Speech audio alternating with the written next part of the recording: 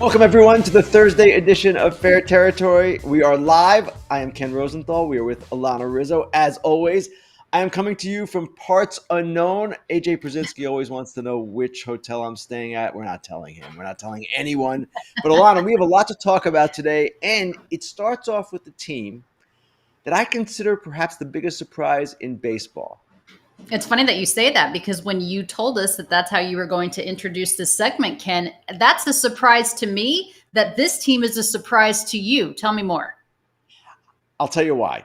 And it's really twofold. One, they didn't do much in the offseason. I'm talking about the Seattle Mariners. They signed Jorge Polanco and Donovan Solano, and that was it. About 11.5 million total is what they spent. And offensively, they've been challenged for a number of years. And I thought they would be challenged again. And yet this is different. And we've seen them now win 9 straight series. That's their longest streak, Mariners' longest streak since the 2001 team that won 116 games. They put together 15 straight series wins at one point. And getting to the offense, what's amazing about them is, all right, they're 5th in runs. That's one thing. But they're also 4th in home runs, 51 home runs. A lot of it's Cal Raleigh and Jorge Polanco. And they're leading the majors in walk rate. This is a good combination. Power and plate discipline. That is what makes a good offense. And they're doing it with some guys that I don't know if people have really heard of much. Ben Williamson, the rookie third baseman. Mastrobuoni, he's come on for them. They've had Leo Rivas at second base. Now, these aren't the main contributors, but they're getting offensive production from those guys, as well as, of course, Raleigh and Polanco. J.P. Crawford's playing really well. Julio is coming on now. So it's been interesting. And we've said all along, right, Alanna? Hey, if they can only hit to support their pitching, you're going to be a formidable group. Now, they've got Gilbert and Kirby still on the IL. So their pitching's taken a bit of a hit. But Emerson Hancock stepped up. And overall, in a weaker division than we expected, the Astros aren't as good. The Rangers aren't as good. The Mariners look like the class right now. Yeah, and Rowdy Tellez has had a nice little season for the Seattle Mariners as well, Ken. And you had mentioned that both George Kirby and Logan Gilbert are on the IL, but some of these other guys are stepping up. And you mentioned Emerson Hancock. We know what Luis Castillo can do, Bryce Miller, Logan Evans. Brian Wu, although he did not pitch great yesterday against the Athletics, Ken, he absolutely owns them. He's 6-0, undefeated against the Athletics. He's had a nice run for the Seattle Mariners as well. Another guy, Ken, as we continue here on the lead that isn't having a nice season, is Ryan Pressly with the Chicago Cubs. Now, because in addition to Kyle Tucker, there are other big signing in the offseason, or the trade acquisition rather. Ryan Pressly was supposed to be the big deal, and he's really struggled. What have you seen? He's not striking out people. And when you don't strike out people and when the ball is in play, there are times when your outings are going to go awry. And if you read some of the stuff analysis on him, his fastball has lost ride and velocity. His curveball is still his best pitch, but he just isn't the same guy. And Eno Saris highlighted him in The Athletic yesterday as one of the potential issues we're seeing around the game based on his numbers, and his stuff is down, as Eno points out. So for the Cubs, it is a concern. Remember, they're down 2 starters, actually 3 already. I'm talking about Imanaga, Steele, and you can count Assad in that mix. And then to see their bullpen, which was a question to begin with, kind of in this uncertain state, at least at the back end, that becomes problematic as good as their offense has been. Now, Porter Hodge is a big stuff guy, and he could ultimately become the closer if Pressly cannot figure it out. Maybe that's the way the Cubs will go entering their series against the Mets this weekend. But Pressly was supposed to be a big part of what they're doing, and if he's not going to be, or if he's not capable of being the same guy he was in Houston, sure, it's a problem. My guess is the Cubs will be buyers at the deadline. They're very much still in the thick of things in the National League Central, not particularly a strong division. And I know one of the questions likely coming up on Grillin Ken is, where do the Cubs go, Ken, to get some bullpen help? Well, every team's going to be asking that question, Alanna, as you know, as we get into July, every contender. And we can see the teams that are falling out of it already. Most of those teams don't necessarily have relievers that clubs are going to want. I'm talking about Pirates, the Marlins, the Rockies. These are the non-contending teams that we are seeing in the game. That said, things will happen. Teams will fall out of it. Teams will be willing to make major league for major league trades. David Robertson is still out there as well as a free agent. I imagine he'll get some attention. So it's going to be interesting to see how that all plays out, because every team at the deadline almost always wants more help in the bullpen. It's just a depth question, if nothing else. And in most cases, it's not simply a depth question. It's a performance question too. Do you think that the upcoming schedule perhaps is a good way to take advantage for the Chicago Cubs? It seems like this next stretch run is a bit more manageable in terms of teams either at or below 500.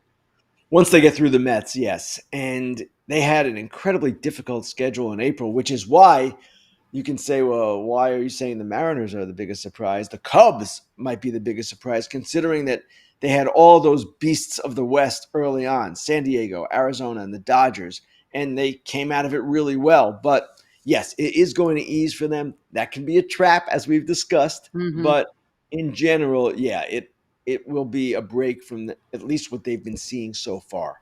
Ken, one of the teams I think that's been a big surprise for me is also in the American League, but they're in the American League East. You say the Seattle Mariners in the West. I say the Baltimore Orioles in the East. I don't know, Ken, if this team is going to make the postseason.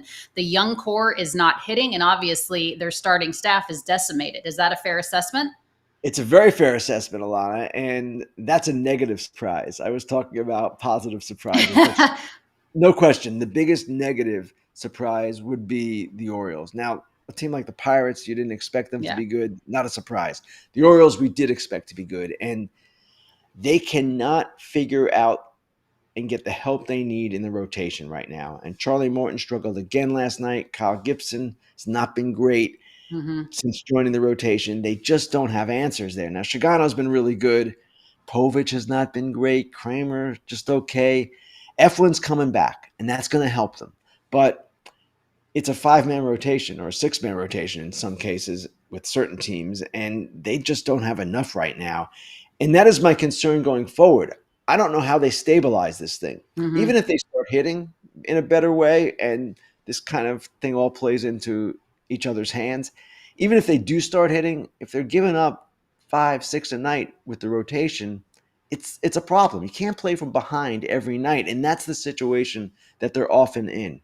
Yeah, it's a tall order in Baltimore. Get your questions in for Grillin Ken. That's coming up here momentarily on Fair Territory with Ken Rosenthal. We're going to talk a little Mookie Betts after the break, but first a word from our friends at Foul Territory on Arena Club.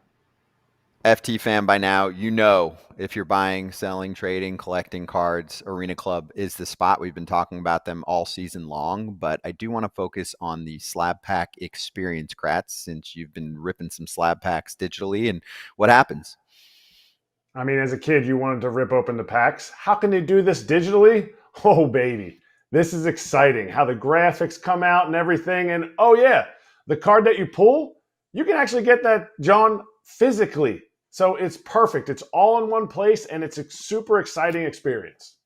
Yeah, they send that to you from the vault if you want it. But if you look at it and you're like, it's not the card for me, I want to sell it back, go for it. You can do any of that on Arena Club, and you can acquire the best value for your money with those slab packs, transparent checklists, and Arena Club's Slab Safe program. Right now, you can get 20% off your first slab pack or card purchase by going to arenaclub.com/foul and use code FOUL. arenaclub.com/foul, use code FOUL.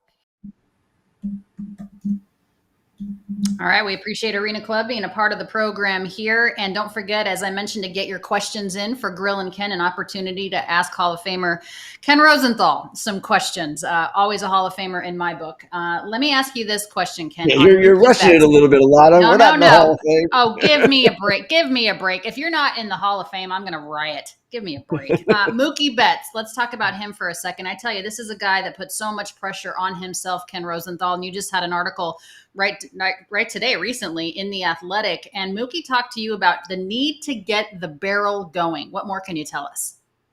This is interesting, Alanna, because initially when I was talking to Mookie Betts last weekend before our broadcast, and he mentioned this to me, that when he went through a tough stretch for about 2 weeks, the problem was he had lost the weight with his illness. He was trying to regain his bat speed, which is below average even when healthy, and he created some bad habits. So I'm sitting there thinking, this is how I started the article, Mookie Betts is worried about bat speed? Where are we here? He's Mookie Betts. He is a Hall of Famer. And yet, his concern is legitimate because when you have lesser bat speed, as he does, there are ways to succeed. And the way to succeed, and we've learned this from the great StatCast metrics that have been introduced this year publicly by StatCast about not just bat speed, but something called squared up rate, which is basically getting the ball in the barrel, as you just mentioned, hitting it on the sweet spot. When you do it as often as he does it, you can compensate for poorer bat speed. The problem is if you start losing that skill somehow, if you're not squaring balls up the same way, then you're essentially a Luis Ariz or a Stephen Kwan or one of these high contact, low power types. And that's never been who Mookie is. So it is a weakness in his game. It's something he's mindful of. He went to Driveline a few years ago with a number of the Dodgers players to think of ways to get back to or get to a better level with his bat speed. It seems in spring training he was in a good place. Then the illness hit, so he has been scrambling back, trying to regain it. And it's just fascinating to talk to him always because you're right, Alanna. He puts incredible pressure on himself. He never seems to be happy with his offense, and it's a great way to be. It's why he is the player he is. And so many players are like this. So many people in all walks of life who are accomplished are like this. But he can grind himself down a little bit. And I just see him still as this amazing player, a unique player in the game. And we're not even talking about his defensive versatility, which is incredible. And what he's doing at shortstop is incredible because he's playing that at a pretty high level. But when I asked him, hey, is the shortstop and the concentration there bleeding into the offense? He said no. And that's when he got to talking about the bat speed question. Yeah, and he mentioned that he knew his bat speed was already below average in terms of the league, but then you tack on the fact he lost 17 to 20 pounds, and that's certainly going to affect the offense and the bat speed. But he does have 5 home runs. Kenny has 22 RBI. He is batting 258, but you know that the average is going to be there. But you mentioned something that people are alluding to. Perhaps the focus and the concentration at being a good defensive shortstop is taking away from his offense. And I'm glad that you asked him that question. I'm glad he told you no. One doesn't have anything to do with the other. And people are kind of getting on Mookie Betts, Ken, because of the amount of time he is spending taking ground balls at second base, working on the footwork in the infield. People seem to forget, Ken, that if Mookie was not willing to come into the infield, the Dodgers would not have been able to sign Teoscar Hernandez. This is not just Mookie saying, yeah, sure, I'll do it. This is a way that the team was able to get better in the offseason. He's a 3-time World Series champion. Mookie Betts does not have to move in from right field to short. And I think that kind of goes under the rug a little bit, that people aren't understanding. This guy is so accomplished, yet such a team player. I agree, Alanna. And a couple of things on that. So at shortstop last year, when he was first transitioning into the infield or back into the infield, remember, he played it very early in his professional career in the minor leagues. He was working excessively hard. He didn't have a routine. Now he does. He is much more restrained in what he does each day. He still does a lot, and he still has a lot to learn in his mind, but he is under control with that. Miguel Rojas has talked about that, how last year that what he was doing was unsustainable. And the other part of it is he enjoys it. And he has been pretty outspoken about this. I like playing this position. I like the pregame work. I like all of this stuff. He told me last week in the outfield, you show up at the park, you do a little bit, but you don't have to do as much preparation, and he enjoys it. So I believe him when he says it's not bleeding into his offense. The offense has other things associated with it, as you mentioned, the weight loss. That's incredible how much weight he lost, considering he's only 178 at his heaviest. Right. So I wouldn't draw that conclusion just yet. And in fact, if I were a fan of the Dodgers or just of Mookie or the game in general, I'd be pretty impressed by his defensive metrics so far. I know it's a small sample and the metrics aren't always trustworthy in such a small sample, but what he is doing in the field, it's borderline incredible to me. I love the way that Mookie constantly challenges himself. He's never satisfied, regardless of the amount of trophies or accolades that he has or the back of his baseball card. All right, let's get to those Grillin Ken questions. What do you got?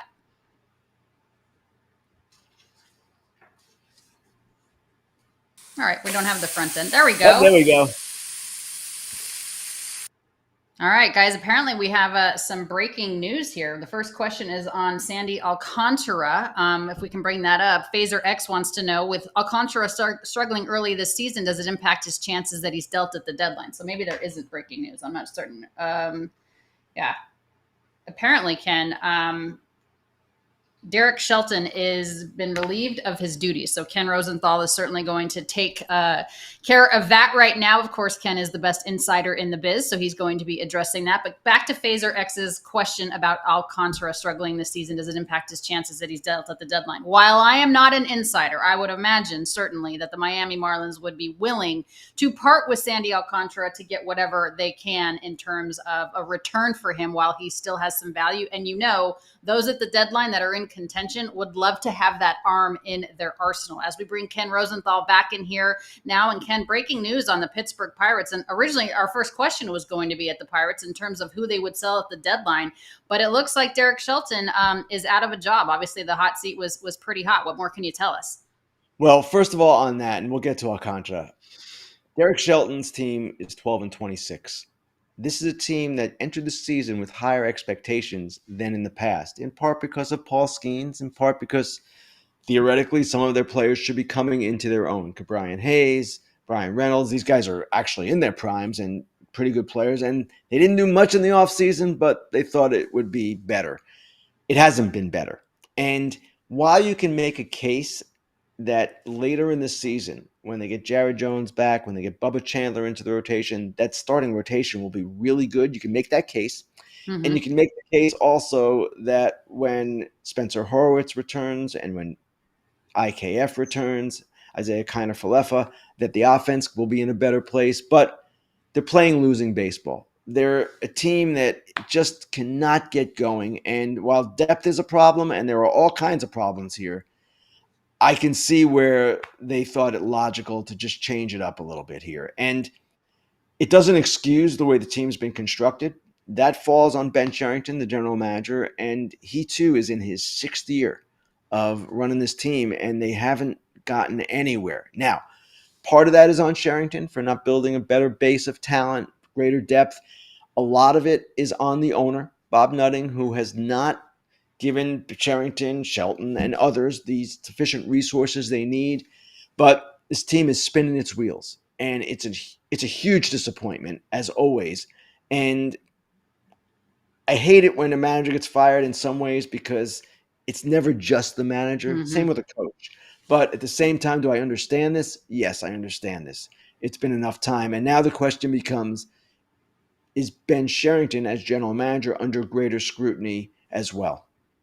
Yeah, and it looks like the Pittsburgh Pirates, Ken, just put out a release about a moment ago regarding the relief of manager Derek Shelton of his duties. They also said that Pirates bench coach, as you know, Don Kelly, has been named manager at this time. So we'll see what direction Don Kelly can take this team. But that goes back to our earlier question that we had here on Grillin Ken in terms of, the Pirates don't want to give up on young talent, but it seems like it's not working. Were they counting too much, Ken? I know they got a lot of guys on the IL that you said, a lot of guys coming back.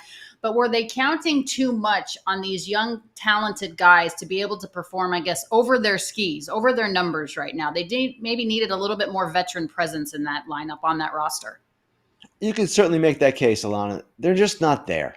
And this is a team that, yes, has revenue challenges. We all get it. But look at Tampa Bay.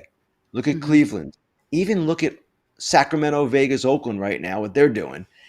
It's impressive to see some of these lower revenue teams do what they do year after year. And I'm leaving out Milwaukee, which is a prime example as well. Those teams can do it. Those teams do it. Now, do they have challenges unlike what other clubs in bigger markets face? Absolutely. And it's an issue in the sport, an ongoing issue. But Pittsburgh, year after year after year, has not answered the bell, for lack of a better phrase. They have not come up with the young talent. And heck, they fell into Skeens. He's a number one. And keep in mind, too, they're only going to have Skeens for so long. So at some point, you've got to maximize what resources you have to the best of your ability. It's tough to make a case that they've done that. I want to circle back to what Phaser S was asking, Ken, about Sandy Alcantara when you were dealing with the breaking news situation. I'm certainly not an insider. So, what is your take on this with Alcantara struggling early this season? Does it impact his chances that he's dealt at the deadline? I think a lot of this is change of scenery. We know the type of stuff, Ken, that Alcantara has, despite the early struggles. He's coming off Tommy John surgery. He hasn't pitched in a while. This, to me, is expected, what he's going through. And the deadline is essentially 3 months away. Not quite 3 months away, but almost 3 months away. I would expect that he's going to be better by the deadline. And by the deadline, he will be in a position where teams will want him. So is it impacting his chances of getting traded in May, like the way the Marlins did last year with Luis Ariz? Absolutely. But this was never a comparable situation other than the fact that both those guys played for the Marlins. Alcantara is a guy who's kind of finding his rhythm again and trying to get back to where he was. He was encouraged by his last start. So we'll see how it plays out for him. I expect he's going to be traded. I expect he's going to be good enough to be traded, and then we'll see where it goes. Yeah, Miami, I tell you, constant rebuild. There's just some interesting questions about that franchise, certainly. Let's talk about the outfield, if you will, in terms of a center fielder for the next decade. Armand wants to know, Ken, who would you choose to have in center field for the next 10 years? PCA, which is Pete Crow Armstrong, of course, of the Cubs, or Jung-Hoo Lee and the Hooligans in San Francisco? Armand, that's a great question. Now, I don't have their ages in front of me. If I'm not mistaken, PCA is younger. He's 23. Jung-Hoo Lee is pretty young himself, but I'm guessing 25, 26 range. I don't know off the top of my head. I apologize. But I would say I'd rather have PCA because PCA to me is showing power potential that Jung-Hoo Lee has kind of given us glimpses of this year, but I don't know that it's at the same level as PCA. Both are really good players, and I'd like to have either one of them on my team. Honestly, a center fielder of that caliber is hard to find. Jackson Merrill is one that the San Diego Padres have. I can name a number of others. But when you have that anchor in the middle of the diamond, it's a great thing. And when you have a power speed combination like both those guys offer, wow, you've got something there. Yeah, and I like both of their personalities. I did look it up for you while you were giving your explanation, and PCA is 23, Jung-Hoo Lee is 26. So there is a 3-year difference between them, but they're both really fun, versatile players. How about talking about the Tigers really quick before we go to break? When are we going to start talking about the Tigers instead of the Dodgers and Yankees as World Series for conclusions, for contenders? What are we doing, Ken? Let's talk about Detroit. Sean Michael, you've got a great point. And we talked about Detroit, so don't give me this stuff that we haven't talked about the Tigers. I've written about the Tigers. We're not ignoring the Tigers, and nor should we be ignoring the Tigers. They are a really good team in kind of a complete fashion. What we're seeing now is an offense that is catching up to its pitching. That was the issue last year. They had this tremendous pitching staff. What they did with the chaos in the final 2 months, amazing. But their offense was kind of meager. Now, with Torkelson resurgent, with Javier Baez suddenly a guy again, with all of these good things happening, and I'm forgetting a number of players. McKinstry has had a big impact, and any number of guys with the Tigers that have made significant contributions. Gleyber Torres, and go right down the line. When you have that, in addition to the pitching that they have, then you have something, especially in a weaker league. The American League is the weaker league right now. There's no doubt about that. And when you check through the teams there and you look at, well, which teams are dominant? I don't know. Yankees, maybe? Tigers? Yeah, I think they're on that track too. So to me, they are very real. They are legit. And we're going to see them be a force, not just this year because they're fairly young, but for years to come. Yeah, Sean Michael wants us to know their top 5 in starting pitching, top 5 in bullpen, top 5 in offense. What else do we want, Ken? We'll talk about AJ Hinch's Tigres. All right, coming up, Dude and Dork of the Week. But first, another word from our friends at Foul Territory on CarGurus. It is complicated enough to figure out what type of car you want. But when it comes to pricing and best time to buy and all of that information that you're looking for, CarGurus is the only destination that you should be thinking about, Kratz. Why? Because I don't have to question what the price is. It's going to be there. If the price changes and comes down to where I want it to be, bang, I get a notification. CarGurus is giving it to me straight, and this is how I want to purchase a car. Not fast. I just want to know what's going on. With over 4 million listings, CarGurus has more car listings than any other major online automotive marketplace in the U.S. So you can find the best deal, and it's no wonder SimilarWeb estimated traffic data shows CarGurus is the #1 most visited car shopping site. So you can buy or sell your next car today with CarGurus at CarGurus.com. Go to CarGurus.com to make sure your big deal is the best deal. That's CarGurus.com. CarGurus.com. Dude. All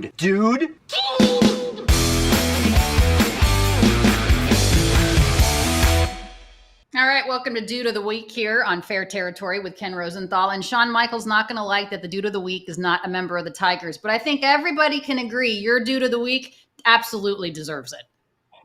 Well, you have to watch this to believe it, because when I saw it, I was like, wow, I can't believe this guy caught this ball. But let's check out this Yankee fan making a great play here on a ball with his daughter covering his eyes.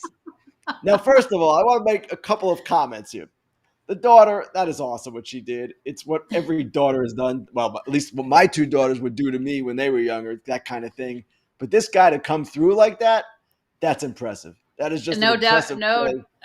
Yeah, no doubt We about also it. had Ken, sorry. the Yankee fans this week. Alanna, if you saw it, I don't know if you saw it. The fan who caught the Judge homer and then kind of lost it, and then another fan picked it up kind of sneakily. Said, I got this now. Eventually gave it back. So, but the catch by the Yankee fan, that was supreme. Yeah, absolutely. I mean, everyone's probably like, oh my gosh, the only thing that would have been funnier about that is if that little beautiful little girl took the ball out of her dad's glove and threw it right back. So not only is she covering dad's eyes, but she takes the foul ball and throws it right back. Okay, my dude of the week is also a Yankee, but I'm going to give props to Max Fried. And the reason being, Ken, is we weren't certain what we were going to get in terms of Max Fried. Was he going to stay in Atlanta? Was he going to go someplace else? And he has really been wonderful for the New York Yankees, especially without Garrett Cole and Luis Gil in terms of their services. He's 6-0 on the year, Ken, a 1.05 ERA. He's pitched in 51 2/3 innings. He just looks really good. He's a nice pickup, and I just like him as a person. Obviously, I like him as a pitcher. So good on you, Max Fried. Okay, what is your your dork of the week, presented by John Fisher, Ken Rosenthal? Well, Alanna, I actually announced this earlier.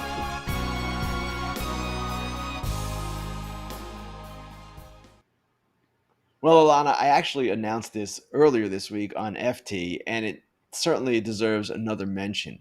So, Saturday, when I was doing the Braves game with the Dodgers, there was a 3-hour rain delay.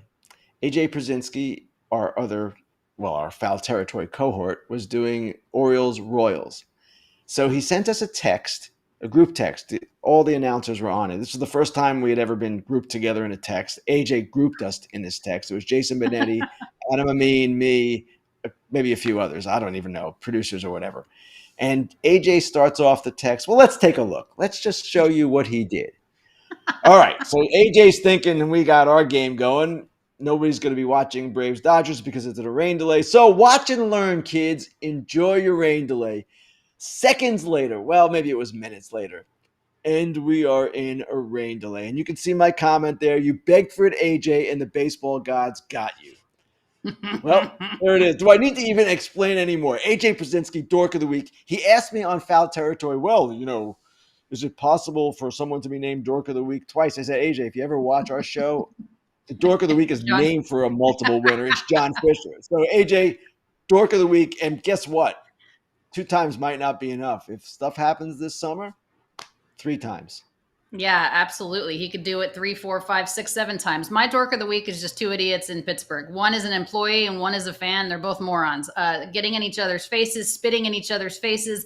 Listen, guys, it's baseball. It's supposed to be a good time. There are always kids around. Everyone's paying attention. It's just silly. This is, I don't know what the argument was over in terms of, the fan situation at PNC Park, but the employee was none too pleased. They got into it. You can see it here, kind of jostling back and forth.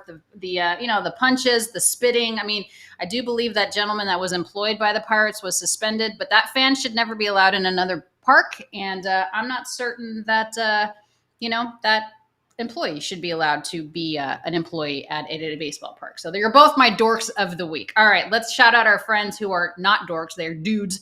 BetMGM. We love these guys so much. The $1,500 offer when you use the bonus code FOUL. Get this offer when you download the BetMGM Sportsbook app or at betmgm.com. Sign up, enter that bonus code FOUL, and deposit at least $10 into your new account. Place your first wager and receive up to $1,500 back in bonus bets if the bet loses. If the bet does lose, your bonus bets will be available once your initial wager is settled. Gambling problem or concern, call 1-800-GAMBLER. All right, Ken, we're going to say goodbye here on Fair Territory. I believe you might be hitting up the Foul Territory boys, talking about the release of Derek Shelton of the Pittsburgh Pirates. Foul Territory is next. We'll see you next time.